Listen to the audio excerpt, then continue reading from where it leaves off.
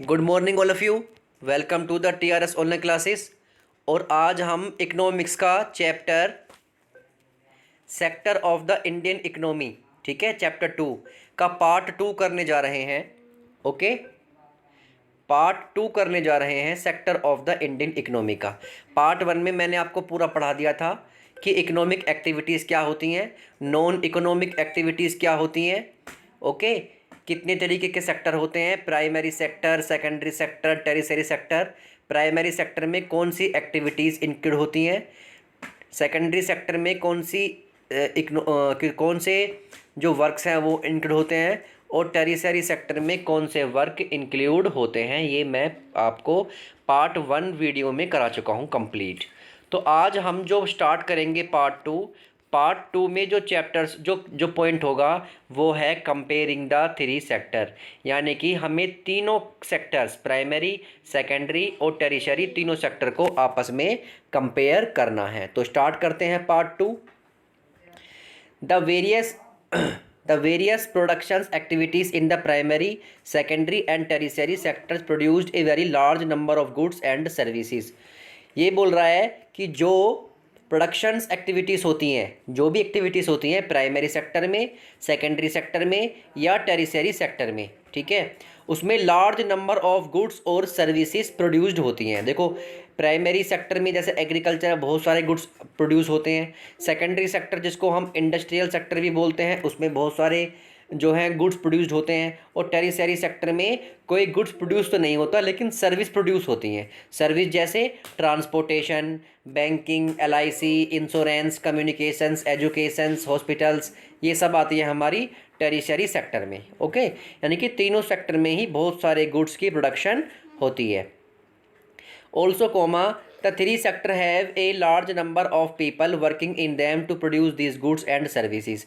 वो बोल रहा है कि बहुत सारे जो पीपल्स हैं इन तीनों सेक्टर में वर्क करते हैं। पहली बात तो बहुत सारे क्या, सारी पॉपुलेशंस इन 3 ही सेक्टर में डिवाइड है। भाई कोई भी दुनिया में कोई भी वर्क कर रहा हो, इन तीनों सेक्टर में ही आएगा वो। Okay, The next step therefore is to how much goods and services are produced and how many people work in each sector।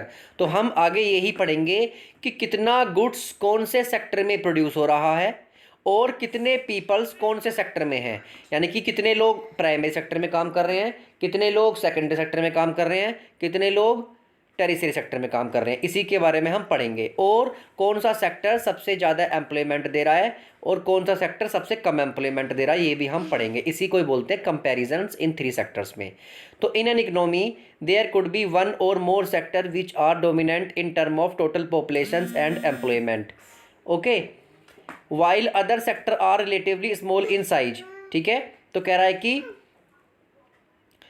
In an economy there could be 1 or more sectors which are dominant in term of total. ये कह रहा है कि इन तीनों sector में से एक sector ऐसा है जो सबसे ज़्यादा एम्प्लॉयमेंट दे रहा है, बाकी के सेक्टर जो हैं वो स्मॉल है।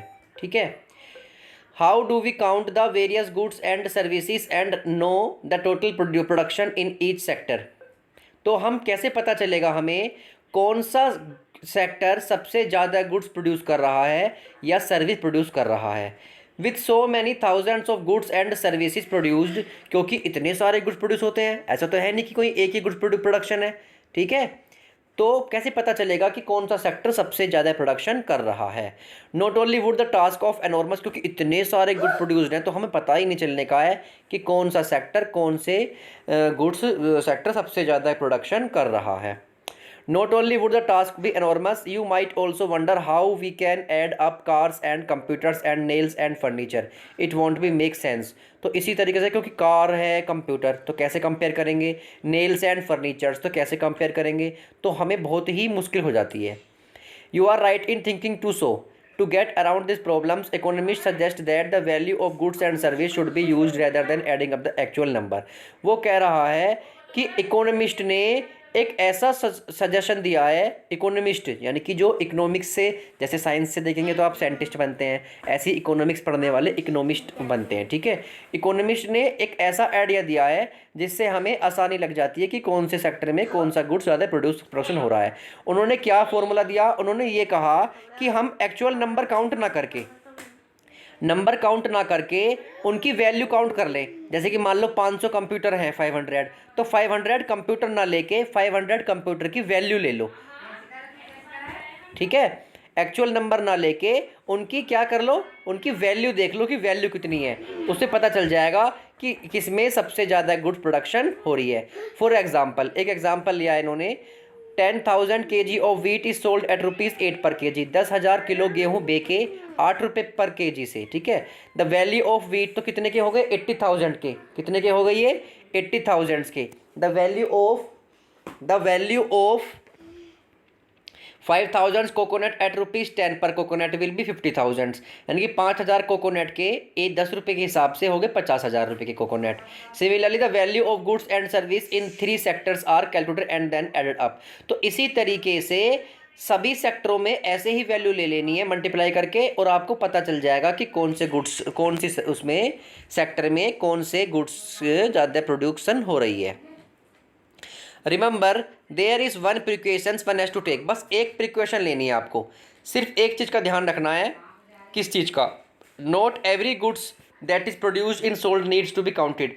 सारे गुड्स को काउंट नहीं करने हैं आपको, सिर्फ वो काउंट करने हैं जो फाइनल गुड्स एंड सर्विसेज हैं। फाइनल गुड्स मतलब जो बन के पूरी तरीके से तैयार हो गए हैं, जो कंज्यूमर को बेचने के लिए तैयार हैं, उन्हीं गुड्स को आपको लेने हैं, ना कि इंटरमीडिएट गुड्स को। ऐसा नहीं है, ठीक है। इंटरमीडिएट गुड्स को आपको नहीं लेना, आपको सिर्फ और सिर्फ फाइनल गुड्स को लेना है। और फाइनल गुड्स कौन से होते हैं, जो पूरी तरीके से बन के तैयार हैं, जो कंज्यूमर को बेचने के लिए रेडी हैं, ठीक है। टेक फॉर इंस्टेंस, मतलब एक एग्जांपल लिया है इन्होंने, a farmer who sell wheat to a flour mill for ₹8 per kg। एक फार्मर ने आटे की चक्की पर ₹8 पर kg से गेहूँ बेचे। फिर mill grind the wheat and sell the flour to biscuit company for the 10 per kg। फिर चक्की वाले ने उसको बिस्किट कंपनी को बेच दिया, उस गेहूं का आटा बनाकर ₹10 पर kg से। ₹8 पर kg का परचेस किया, ₹10 पर kg से उन्होंने बेच दिया आटा बनाकर उसका। फिर biscuit company use the floor, फिर बिस्किट कंपनी ने उस आटे का इस्तेमाल कर उसमें चीनी डालकर, उसमें तेल वगैरह डालकर उसका बिस्किट का पैकेट बना दिया, और उसने उस पैकेट को बेच दिया ₹60 का, यानी कि ₹15 पर पैकेट के हिसाब से उसने ₹60 का वो पैकेट बेच दिए। Biscuits are the final goods, तो इसमें आटा भी है, गेहूं भी है और बिस्किट भी है। तो आप देखेंगे आपको काउंट करते वक्त आटे की कॉस्ट नहीं लेनी, गेहूं की कॉस्ट नहीं लेनी, आपको बिस्किट की कॉस्ट लेनी है। क्यों? क्योंकि बिस्किट जो है फाइनल गुड्स हैं, जो कंज्यूमर को बेचा गया है। तो इसका मतलब है आपको यहाँ से ये पता चल गया कि फाइनल गुड्स कौन से होते हैं। फाइनल गुड्स वो होते हैं जो पूरी तरीके से बन के तैयार हो गए हैं कंज्यूमर को बेचने के लिए। Why are only final goods and service counted. वो कह रहा है कि गुड्स तो वो भी है, गुड्स तो गेहूँ भी है, आटा भी है, फाइनल गुड्स को ही क्यों लिया गया? In contrast to final goods such as wheat and wheat flour in this example intermediate goods. वो कह रहा है जो बिस्किट कंपनी से पहले जो गेहूं थे या फिर गेहूं का जो आटा था, वो दोनों ही इंटरमीडिएट गुड्स थे, ठीक है। मतलब इंटरमीडिएट गुड्स वो गुड्स होते हैं जो अभी पूरी तरीके से बन के तैयार नहीं हुए हैं, ग्राहक को बेचने के लिए तैयार नहीं हुए हैं, ठीक है।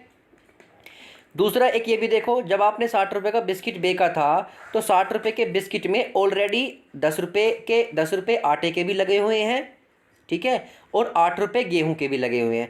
तो अगर हम गेहूं के भी लें, आटे के भी लें और बिस्किट के भी लें, तो आटे के 2 बार आ जाएंगे, ठीक है, आटे के भी 2 बार पैसे आ जाएंगे, और गेहूं के आ जाएंगे 3 बार। क्यों? क्योंकि एक बार गेहूं में, एक बार आटे में, एक बार बिस्किट में।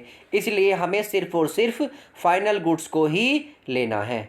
तो यहाँ से हम ये समझे कि तीनों को कंपेयर करते वक्त हमको ये ध्यान रखना है कि कौन सा सेक्टर में कौन से गुड्स की प्रोडक्शन ज़्यादा हो रही है, लेकिन हमें ये पता करना बहुत ही मुश्किल हो जाता है। इसलिए इकोनॉमिस्ट ने इसका सुझाव दिया। इकोनॉमिस्ट ने कहा कि हम जो है उनकी नंबर काउंटिंग नहीं करेंगे, हम जो है उनकी वैल्यू लेंगे।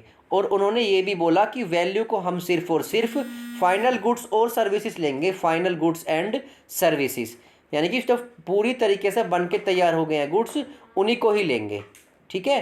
तो इसमें हमने पढ़ लिया कि किस तरीके से हमें आपस में तीनों को कंपेयर करना है। हमें एक्चुअली में नंबर ऑफ गुड्स नहीं लेने, उनकी वैल्यू को हमें लेना है। तो आज का सेशन हमको ये स्टार्ट ख़त्म हो गया। ठीक है, आप आई होप कि आपको ये सारा समझ में आ गया होगा। ठीक है, कोई प्रॉब्लम हो तो आप मेरे से पर्सनल नंबर पर भी पूछ सकते हैं। ये हमारा पार्ट 2 था आज। ओके, किसी ने अगर मेरी वीडियो नहीं देखी हो तो पार्ट 1 ज़रूर देखें।